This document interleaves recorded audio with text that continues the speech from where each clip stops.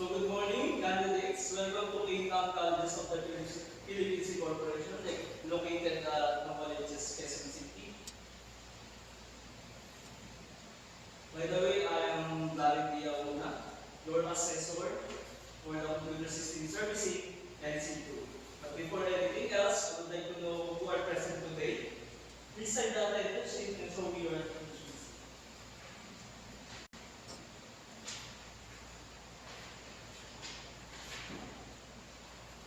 So, meron po tayong dalawa today present for the national assessment. And before that, I acknowledge the presence of the Assessment Center Manager, Mr. Kinardo, and our test representative, Ms. Christina Cruz. Good morning, ma'am. Good morning, sir. So, please don't be intimidated with them, with their presence, of course, because they are here to assess me and not to assess you. Okay? And that's the purpose of the purpose and context of assessment, our assessment. Of course, the national assessment is being conducted so that you are proved that you are competent. And you, of course, will be given the national certificate for the computer servicing system NC2. And this certificate is recognized abroad that you can be used by those who want to work in abroad. Okay? And also, the national certificate is used to be credited to your further studies and promotion. And here's the units of competency. So, ito yung mga competency that we will conduct today in computer system servicing NC2. So, meron tayong basic competency, which is basic, common, and core. The basic, which is the participating workplace communication, working team environment, practice career, professionalism, practice occupational health and safety procedures. And in common, we have applied quality standard, perform computer operation, perform exploration and calculation, prepare and interpret technical drawing, and also use enhanced tools, terminate and connect electrical wiring and electronic circuits, and test electronic components. And in our core competency, install and configure computer system, set up computer networks, set up computer server, maintain and repair computer system and network. Okay. And sa ating assessment today, in our COC1, install and configure computer system, gagawin natin siya for 2 hours. And for COC2, in set up computer networks, nagagawin natin for 2.5 hours. And COC3, set up and computer server, nagagawin natin ng 1.5 hours. And for COC4, maintain and repair computer system network, nagagawin natin for 1 hour. So, my role as an assessor, of course, to gather the evidence that you are competent or not competent in regard to computer system servicing and NC2. Okay. So, allowable fixed and adjustment. So, there are things that are allowable during the assessment and be given reasonable adjustment.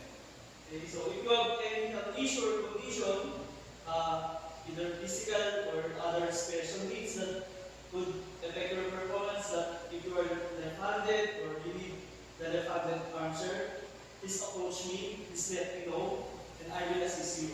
And if you have problems in understanding, communicating, expressing, na mga bagay kong kinaiintindihan during our explanation in assessment, pwede po kayong lumapit sa akin and acknowledge that, okay? So that we can resolve it as soon as possible. Alright, so same thing with religion. If you think that you are about to perform in a contrary to your belief, okay, we will make a reasonable adjustment also. Alright? So all this is allowable because the candidate should be treated equally. Okay? So next, the do's and don'ts during our assessment. Let me start with don'ts. Don'ts, so don't leave the assessment area. Candidates are not allowed. Okay, the premises of the training center. And if you need to eat, to go to CR, cafeteria, whatever, yung training center. So, hindi rin po ina-allow dito yung mga cellphone during the assessment. Okay? It should be silent mode or turned off. Okay? Then, you should not ask the assessor, okay, during the assessment or anything during the assessment. The same thing, okay? You should not talk to your candidates. Give any information regarding the assessment process. Malinaw po ba? So, those naman who serve the OHS or Occupational Health Safety and keep the assessment procedure confidential. And writing appeal system, and I want you to let you know that you have the right to appeal. Okay? In case you are not convinced with your assessment result, okay? If you have encountered problems regarding to the assessment procedure that may affect your assessment result, you personally file a complaint and submit it to the EC manager within the day. And the next, the issuance of NC and COC. So your COC will be used within 7 days and will be valid for 5 years. So for the renewal of your national certificate, kailangan ipaksa ng old certificate together with the COE, okay? Ang COE, Certification of Employment, with at least 2 years, okay, to ensure the qualification. Okay? So for the assessment that you are not confident, do not worry because you may undergo the assessment procedure. Once you are not enough confident to perform the task, that will assess you. Okay? So, before we start, let me ask this question. Are you comfortable with the major construction na sinasabi ko ngayon? Yes, sir. So, do you have any clarification regarding the policies that rules mentioned earlier? Yung mga tanong ba kayo? Hindi yan? No, sir. So, before we start, those who need to use the CR, they mentioned in this room, they are located at the last end, okay? So please do your thing. Okay, so let's start the assessment proper. And please be informed that the tools, equipment, and materials are provided for you by the training center. Okay, so I would like to call candidate number 1, Sir De La Cruz.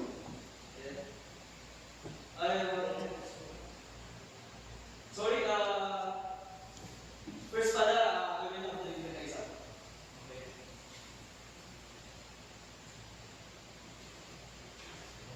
So, you will be given 1 hour to finish the exam, and this will be 50 items. Please read the instruction carefully before you start and avoid any issue. You may start now.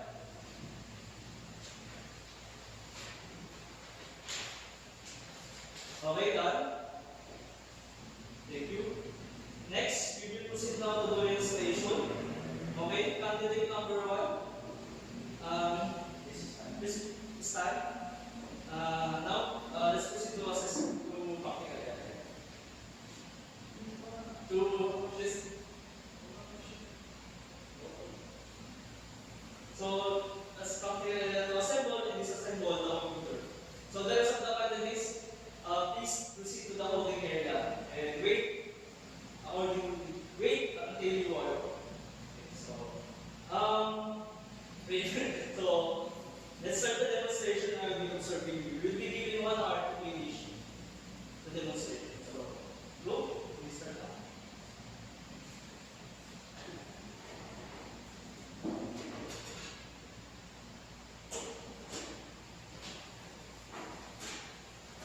Are you done? Yes. So, you may go off to your seat. Next, may I call candidate number 2. Please come to the practical area.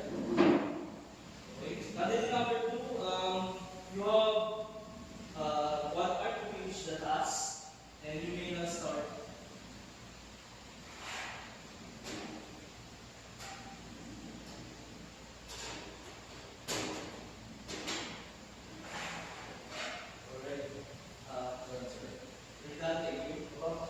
So, now, let's proceed to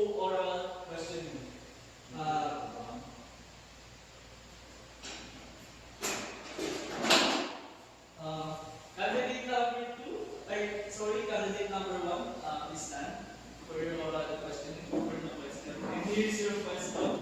Can you give the parts of can you give the parts of the system unit in function? CPU or central processing. It's a brain function. Okay, thank you. Candidate number 1. Please. And candidate number 2 is none. And here's your question. What is the function of RAM? Function of RAM or random access memory to a temporary storage. Okay, thank you. Easy. So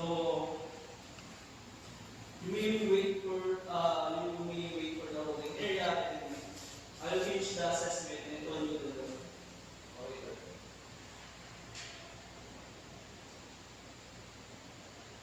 So I would want candidate number 1 for the feedback. Okay, please come forward.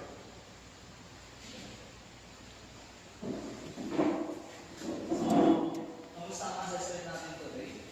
Okay naman po sir sa intake na ito nagawa ko ng pagawa. So, based on your result of your performance, you have undertaken the task with the required standard. However, I noticed that you missed the necessary OHS in the first part of your demonstration. But since you were able to notice it quickly, implemented it, I think overall, you are satisfactory to perform the task. Okay? And the oral questioning, though you took time to answer the question, I think you have provided the keywords correctly. So congratulations, candidate number 1. Please fill up this assessment video. Thank you. So may I call candidate number 2 for the feedback? So what is your assessment natin today? Yes sir, actually may mga nagawa. So ano yung natutunan mo doon? Regarding po doon sa disassemble and assemble, so kailangan ko kasi practice ulitin doon. So, based on my observation, you didn't finish the task in time. However, you were not able to meet the standard requirements for some units of competency. So, I'm sorry that you are need to further review and practice the learning activities to meet the standards of your qualification. But anyway, you may come back for reassessments once you are ready. Okay? And don't worry, we will all be assessed on the parts that you are not found to be not yet competent. Okay? So, beside this assessment. Okay. Thank you.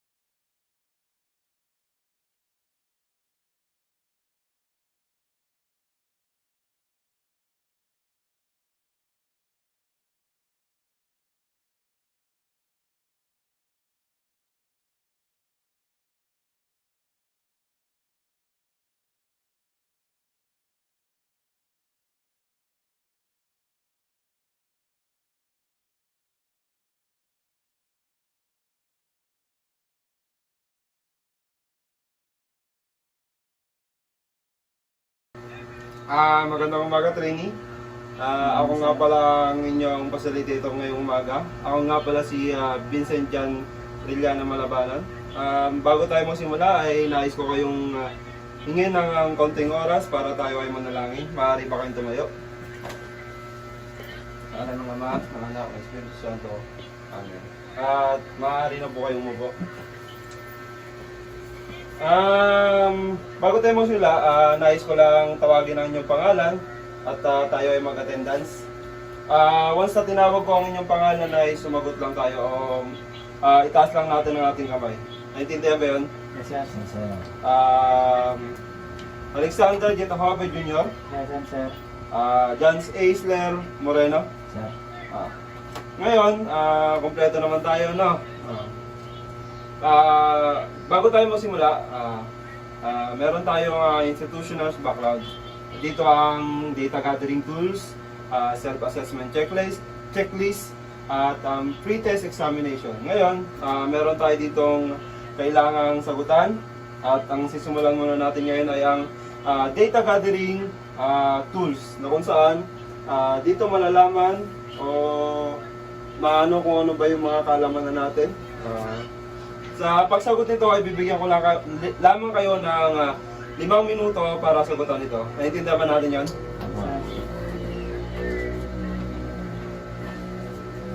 Okay, 5 minuto na nakalipas. Tapos na ba tayong lahat? At ngayon, natapos na natin ngayon ang data gathering tools. Dadako naman tayo ngayon sa self-assessment checklist. Dito, malalaman natin kung sino ba talaga yung may prior na kaalaman dito about sa shielded metal arc welding. At ito ay katulad din ng nauna, bibigyan ko lang din kayo ng 5 minuto upang sagutan itong pagsusulit na to. Naintindihan ba natin to? Okay. Okay, 5 minuto na lumipas. Okay na ba ang lahat? Okay. Okay.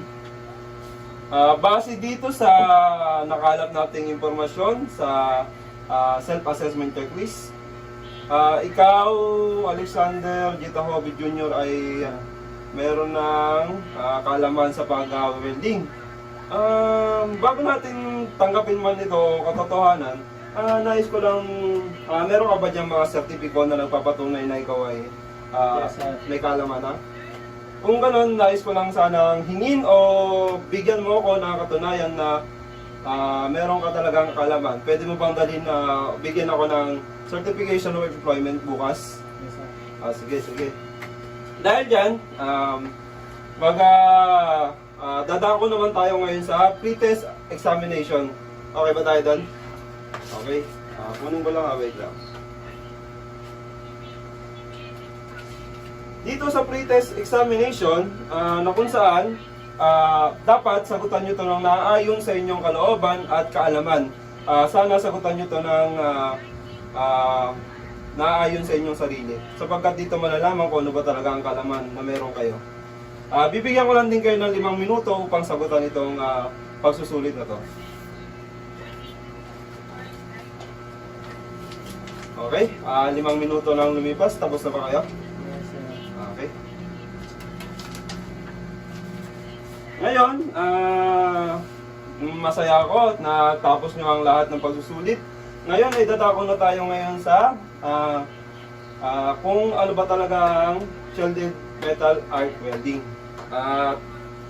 Yon, magpatuloy na tayo sa ating pag-aaral.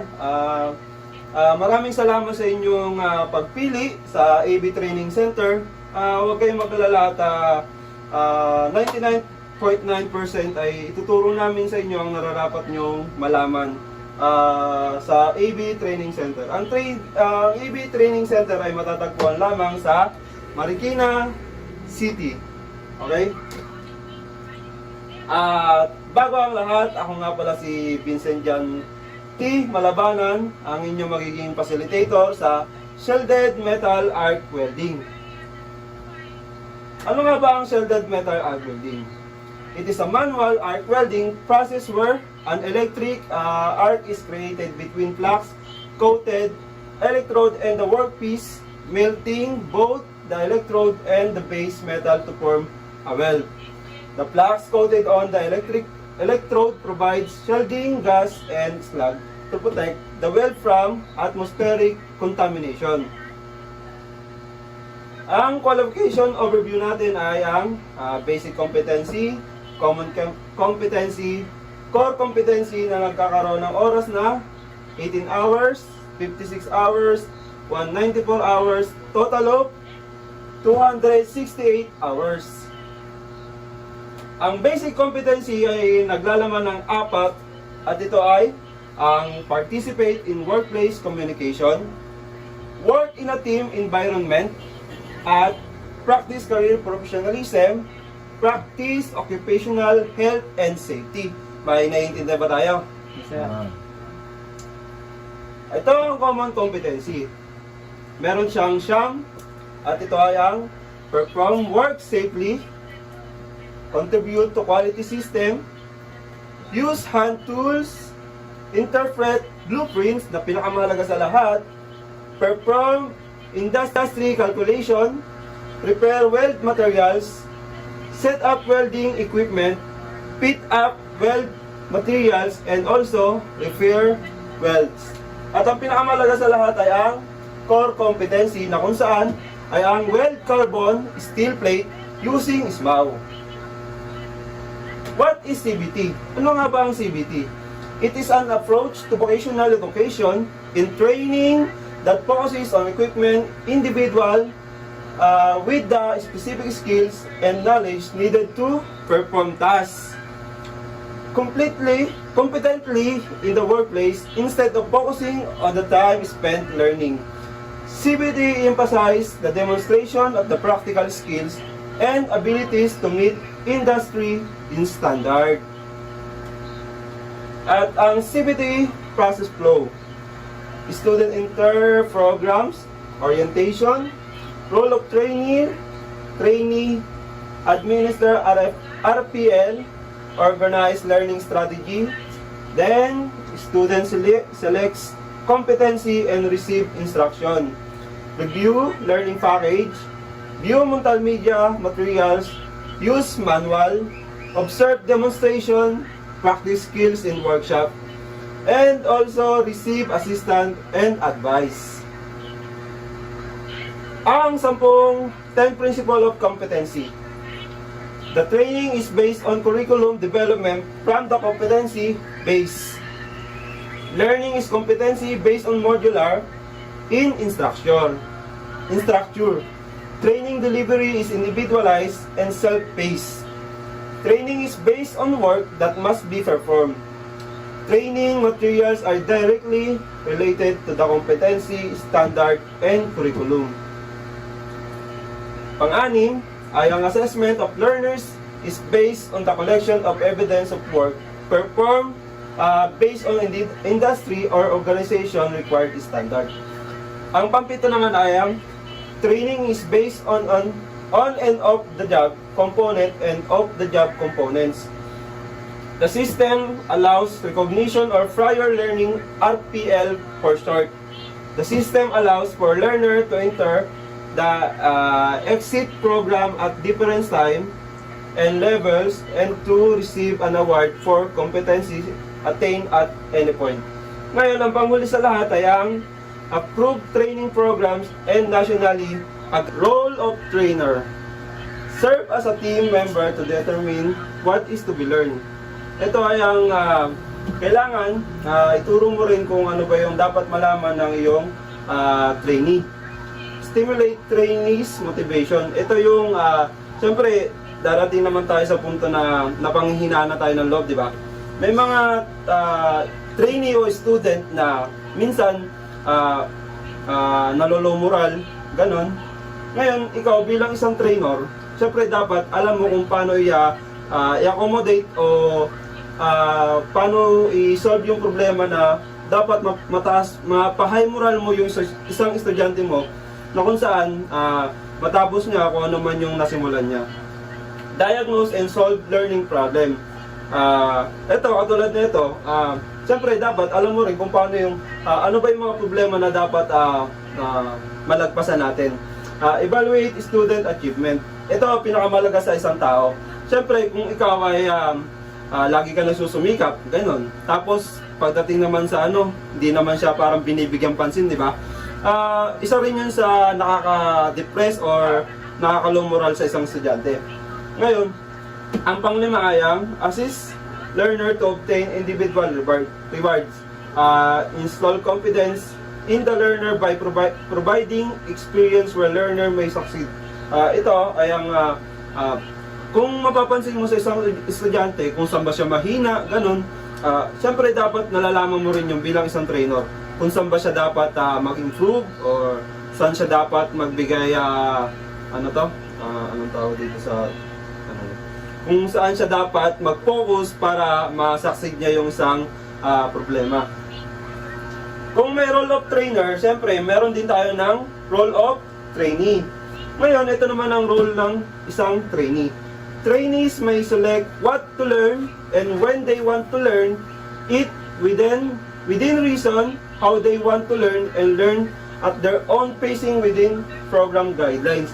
Ito yung ibig sabihin naman ito ay bilang isang trainee, no, kailan mo ba dapat kailan mo gustong matuto at kung paano ka dapat matuto. Ayun yung isa sa pinakamalaga. Kumbaga, kung papasukin mo man ang isang sitwasyon, dapat alam mo kung paano mo to lalabasan at ano yung magiging kakainat ng iyong pinasok. Ito, compete against present job standard, not against other student and graded on achievement of the standard or criteria of each task. Ito naman, bilang isang trainee ng welding welder, ito ay dapat makipagkompetensya ka sa sarili mo, hindi sa ibang estudyante o kakanino man. Ito ay ang ibig sabihin ay, kunwari ngayong araw, ang nagawa mo ay ang mag-root pass. Ngayon, dapat kinabukasan, hindi mo na uulitin yon. Dapat kinabukasan, mag-succeed ka sa panibagong pagsubok. Kumbaga, ngayon, root pass ka, dapat bukas, marunong ka na mag-hot pass. Ganun siya. Evaluate their own progress. So, dapat mahalagahan mo yung progreso ng kanilang takbo ng buhay. CBLM Competence-Based Learning Module is a learning resource designed to help individuals acquire specific skills and knowledge, often within a vocational training context. It focuses on demonstrating competency in a particular area rather than simple completing a set amount of learning time. CBLMS is typically include a variety of learning materials like information sheet, self-check, and practical exercise to guide learners through the process of developing the required skills. Ang work safety ay ang welding bandana, ang nilalagay sa ulo, ang safety glasses na ginagamit sa pag-grind, ang welding jacket kung tayo ay mag-actual ng welding, ang welding gloves na kung saan ay pinoprotektahan ng ating kamay, ang welding helmet na pinoprotektahan ng mata, ang ulo, at ang leather apron ay ang nagpoprotekta sa ating katawan. Ang denim pants naman ay nagpoprotekta sa ating pambabang bahagi ng ating katawan, at ang leather shoes ay nagpoprotekta sa ating paa. Ngayon, ito ang ating institutional area na kung saan meron tayong institutional assessment area, quality control, practical work area, at ang pinakamalaga sa lahat ay ang learning area at ang support service area. Ngayon, dahil napakita ko na sa inyo ang ating institutional area, ngayon ay magpuproceed tayo upang mailibot ko kayo kung saan ba talaga siya naka-allocate. Okay? At ito, dito na tayo ngayon sa ating institutional area. Andito ang institutional assessment area, ang quality control area, at ang learning resource area, at ang ating pinakamalaga sa lahat, ang practical work area, na kung saan dito tayo magde-demonstrate or mag-actual welding, na kung saan dito natin nasahin ang ating abilidad or ating kasanayan. Okay? Okay. Good morning, class. Bago tayo magsimula sa umagang ito, inais ko lang hingin ng konting oras nyo upang tayo ay manalangin. Maaari ba tayong tumayo? Ama, ng Anak, Espiritu Santo. Maaari na po tayo umupo. Naalala ko lang na sabi mo, Alexander Gitobe, na meron ka ng prior learning sa ISMAO. Maaari ko na bang kunin sa iyo ang sertipiko na nagpapatunay na ikaw ay may kaalaman na sa ISMAO? Okay?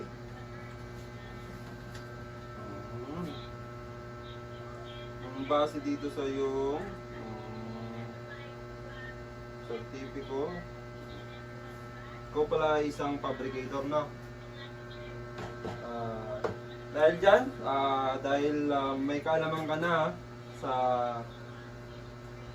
pag-welding, aayayain kita upang tayo ay mag-demo ng root pass. Okay ba yan? Yes, sir. Okay. Tara. Pakita ko sa iyo kung paano yung procedure ng pag-welding ng root pass. Ngayon, pagkatapos ko, ikaw naman ang gagawa, pakikita mo sa akin. Okay?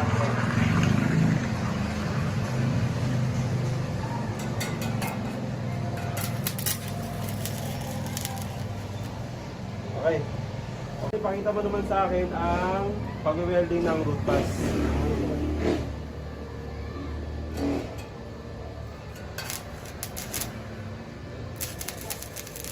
Okay?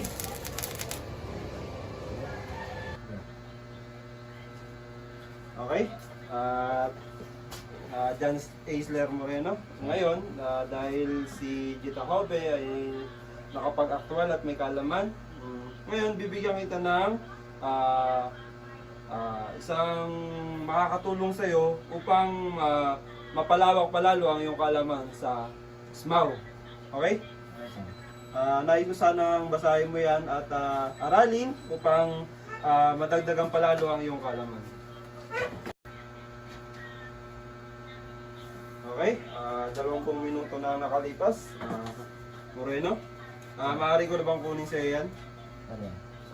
Base sa iyong mga nabasa, may nadagdag bang kaalaman o napalawak ba nito ang iyong kaalaman? Opo, sir. Kung gano'n, magandang pakinggan at dito ayon sa nabasa mo ay may nadagdag na kaalaman sa iyo. Okay? Moreno, tayo na at mag-demo tayo ngayon ng root pass dahil sabi mo nga may nadagdag na sa iyong kaalaman. Siguro naman sapat na ito upang mapakita mo sa akin kung paano ba talaga piniperform ang root pass. Okay? Okay. Thank you. Tara!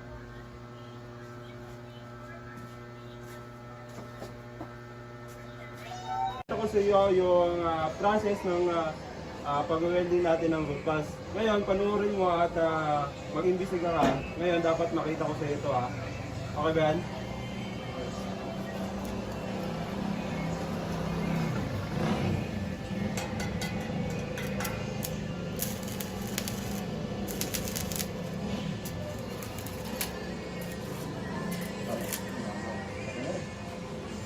Ngayon, pakita mo sa akin ang root pass. Okay?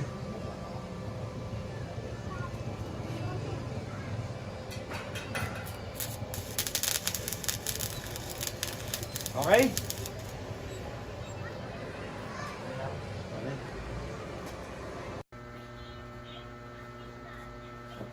Okay? At ngayon, bibigyan ko ulit yun ng isang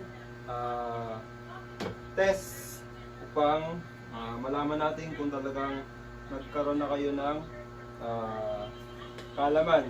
Ito ay isang written exam. Okay? At ito ay bibigyan ko lang kayo ng 5 minuto upang sagutan. Naintindihan ba? Yes, sir. Yes. Okay.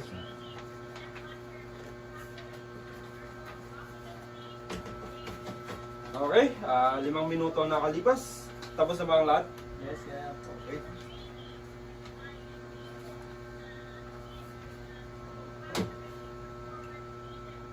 Alexander Gito Hobe Moreno. Okay base dito sa inyong exam, natutuwa naman ako dahil talagang may natutunan kayo sa ating pag-aaral. Sana tuloy-tuloy ito at pagbutihin pa natin ang ating pag-aaral. Dito na magtatapos ang ating araw ng ating pag-aaral. Sana bukas ay pumasok ulit tayo ng umaga. Okay? Yes, sir. Thank you. Okay, magandang umaga sa ating lahat. Yes, sir. Pwede ba tayong tumayo at tayo ay manalangin upang magbigay pugay sa ating Panginoon?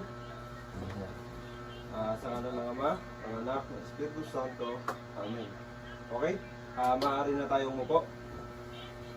Okay, bago tayo magsimula ay mag-attendance muna tayo. Pag nabanggit ang inyong pangalan, sumagot lang at o itaas ang ating mga kamay. Okay, Alexander Jetokovi Jr. Present, sir. John Aisler Moreno. Okay, dahil kompleto naman tayo, tayo ay tutungo sa ating huling pagsusulit at ito ay ang post-test. Dito malalaman kung talagang may kaalaman na talaga tayo o nararapat na tayo magpatuloy sa ating national assessment. Okay? Itong pagsusulit na to ay binibigyan ko lamang kayo ng 5 minuto upang sagutan ito. Okay? Naintindihan ba tayo? Okay.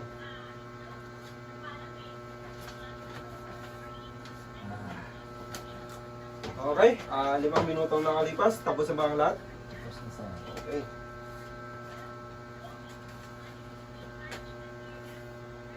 Yun.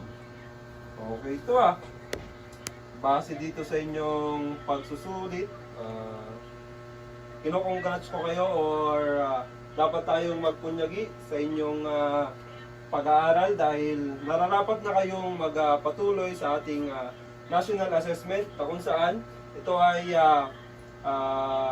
tanging test na lamang ang magbibigay ng panahon, oras, lugar at kung saan tayo dapat mag-sulit or magkaroon tayo ng national assessment. Dahil dito, nararapat kong sabihin sa inyo na kayo ay competent na upang magkaroon tayo ng national certificate in SMAU Welding. Ngayon, binabati ko kayo ng isang masaya at masigabong congratulations. Okay? Okay.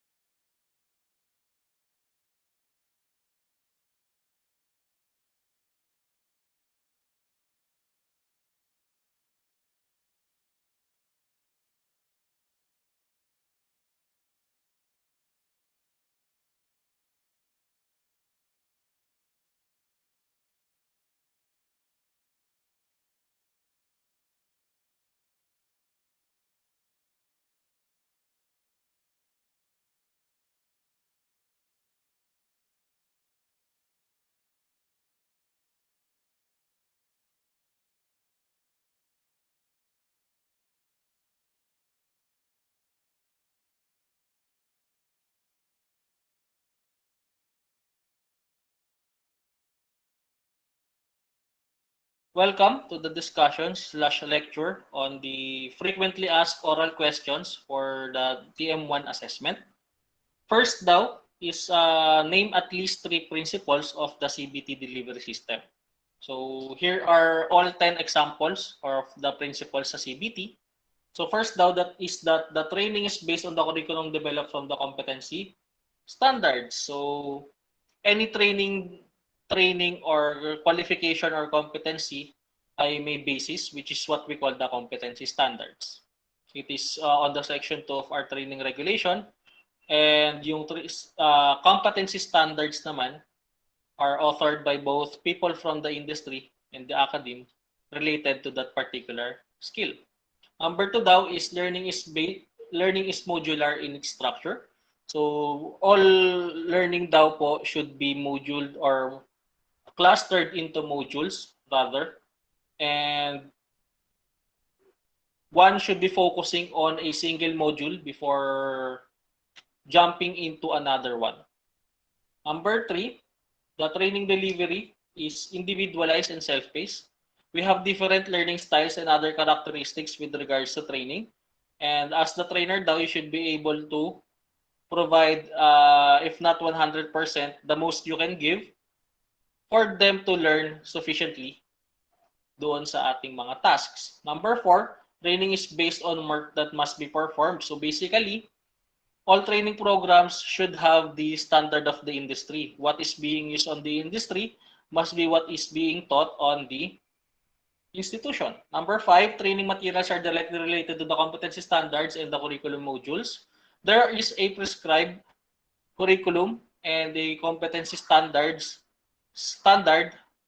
which have criteria of the work performance na one should have in order for them to be considered competent dun sa particular skill na yon. And all of the training materials should be directly related on to achieving those standards. Number 6 is the assessment is based on the collection of evidences of work performance based on the industry required standard. Again, the assessment will be you as the trainer should uphold the standard of the training regulations in order for you to classify your trainees as competent enough to undergo the national assessment on your particular qualification, as well as you should uphold the training standards based on that industry required standard. Number 7, training is based on and of the job components. There is better learning when there is what we call the industry immersion. So if there is a simulated work environment, and that should help a lot in your learning sa inyong mga respective qualifications. Principle number 8. So the system allows recognition of prior learning. So trainees that are already competent enough for specific competencies, if they are deemed competent enough for that particular competencies, they should not be able to relearn those competencies or undergo the same program. So as long as it is on the required standard based on the industry as well as the training regulations. Number 9, the training allows multiple entry and exit. This is in correlation with the principle number 2, that the training delivery is individualized and self-paced. The training delivery or the training process of each trainee can be different as long as it is based on how fast they can do the full training session. And lastly, all training programs are accredited within UTPRAS, or the Unified Tibet Program Registration and Accreditation System.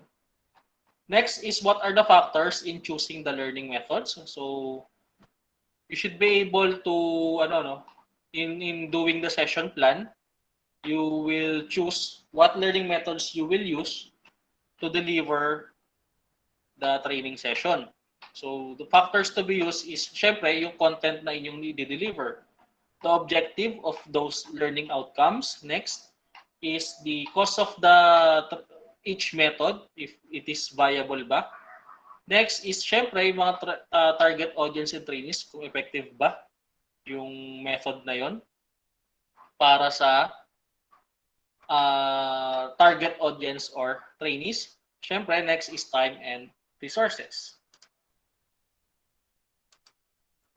Next is what is the basis of sequencing the learning events. So basically, this is the 9 events of instruction. So first, you're gonna have to gain their attention in order for you to be able to provide the events, the next events. Next is you're gonna have to inform the learners of the objective, especially if adults ang inyong mga tuturuan, because they should be able to understand the importance of the said learning events. Number 3, one of the principles of adult learning is adults tend to learn new skills or experiences based on their past one. So you have to stimulate the recall of prior learning. Next is presenting the stimulus by selective perception. So it can be whatever method that is most effective in presenting the stimulus. Next is hindi naman matatapos sa pagpo-provide ng or presentation ng content. You're gonna have to provide learning guidance then. Next is mas maganda kung hindi lang natin na-present ang material and provide e-learning guidance, but you will actually let them practice to do a particular task or skill. Then, all throughout that practice, you will be providing feedback based on their work performance. And after that, you will assess the performance as a whole if they are deemed competent or competent or not yet competent enough for that particular skill. And lastly, you should enhance retention and transfer. Next is why is it important to provide enough time for the trainees to practice. So the aim of the CBT delivery is the acquisition of the competency, and it can only be done by repeated performance. So it is not limited to one performance. So you can actually, this is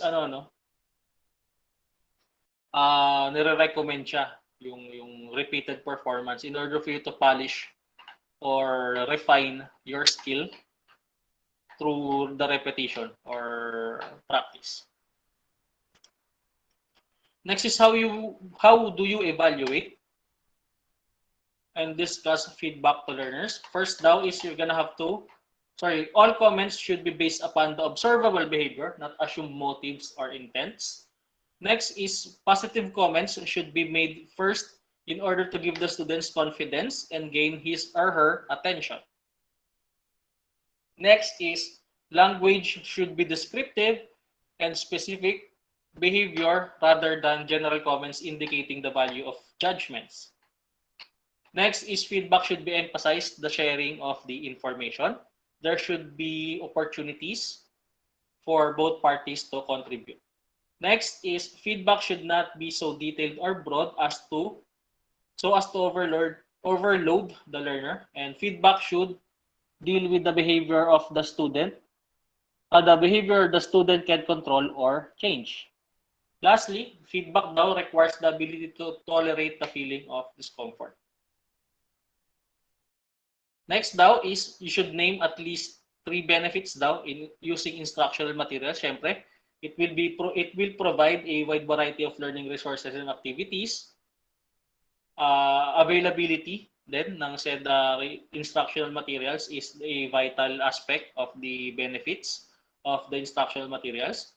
Providing needed structure to the learning process through detailed instructions about what and when to do the task, and organizing the training program by competency, including built-in feedback for checking each trainee's slash student's progress towards mastering a competency. And lastly, allowing a system of learning that the trainee slash student prefers.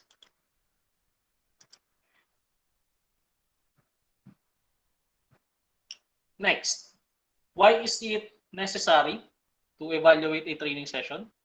So the general answer to that is the evaluation is basis for improvement onto the next learning session.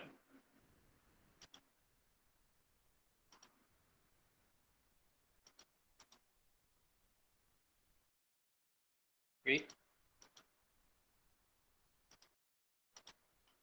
Okay, next is which part of the session plan can you make adjustments based on the session evaluation?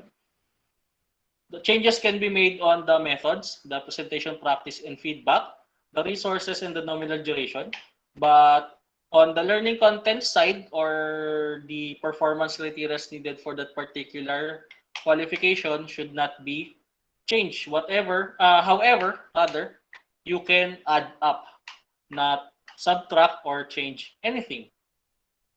Next are questions naman regarding the utilizing of the electronic media and facilitating training, especially on using the LCD projector. So first now, what are possible faults between or problem areas as you may experience using an LCD projector? There is no communication between the computer and LCD. It can be that the LCD projector is out of focus and a busted light bulb. So next is what are some advantages in using an LCD projector? So it allows teachers to create demonstrations to accompany with their spoken lessons. This reinforces their points and enhances the learning experience. The presentations projected onto a large screen now help bring the teaching material to life for the audience, and they can make the information more interesting. They help teachers keep students' attention more effectively.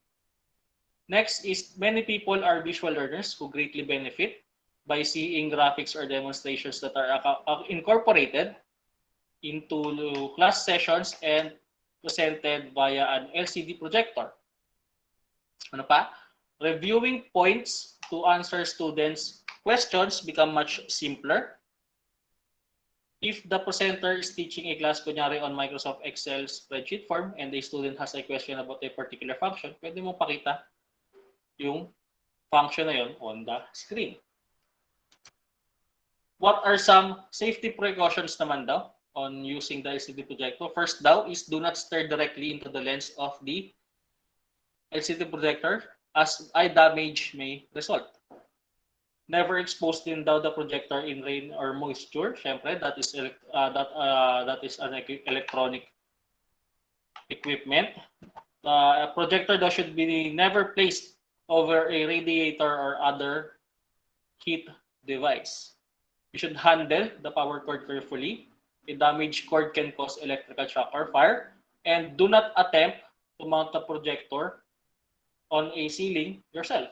The projector must be installed by a qualified technician in order to ensure the proper operation and reduce the risk of injury, especially falling off the said projector. The ceiling must be strong enough to support the projector. Installation must allow, next daw, the installation must allow airflow on all sides. So, dapat may continuous airflow po dahil the LCD projector in of itself it generates heat while on. When the projector is turned off, the cooling fan will continue to operate. This is the cooling. During this cooling period, do not try to turn off the power or remove the plug from the power outlet. Turn off the projector and disconnect power cord if it is not to be used for an extended period of time. Clean filters regularly to avoid blockage of airflow. Do not make strong light directly on projection screen to avoid reducing the image quality. And lamp life is greatly affected by usage, power supply, and temperature. When replacement parts are required, be sure to purchase them from an authorized dealer. Using third-party parts will void warranty. And it may also compromise the quality of the said equipment. So how do you clean the filter daw of the LCD projector? Syempre, you have to turn it off first, remove the filter. Using a small vacuum cleaner designed for computers and other office equipment to suck out the dust through the filter, or use a can of compressed air or blow the dust away. Huwag daw sasabunin at tutubigan as the chemicals in the soap can damage the filter membranes. If the filters are heavily soiled, replace the filter. And lastly, remove all dust and dirt from the projector cabinet. Bakit daw na mahalaga na linisin ang said LCD projector air filter? All digital projectors have one or more fans which force air around the projector's operating parts to remove buildup of excess heat. So it generates major heat po kasi yung mga projectors. So the purpose of the air filter is to actually have a natural flow to cool the whole system. Therefore, it is necessary to prevent the buildup of dust on projectors' moving parts. So pagka kasi cluttered or blocked na yung ating filter, the less air that will pass through the said filters. So mas malaki yung chance or mas humihina yung kapasidad niya to cool the said projector. How do you ensure? This is for conduct competency assessment. How do you ensure first that the evidence you gathered are sufficient and valid? So by observation, when the candidate is doing the actual practical demonstration or skill, syempre, by giving the written test to test the underpinning knowledge of the candidate, Third, by observing the attitude as a whole of the candidate in duration of the assessment. Next is evidence is gathered in various forms and is based on all the components of a specific competency standard in the current training regulations.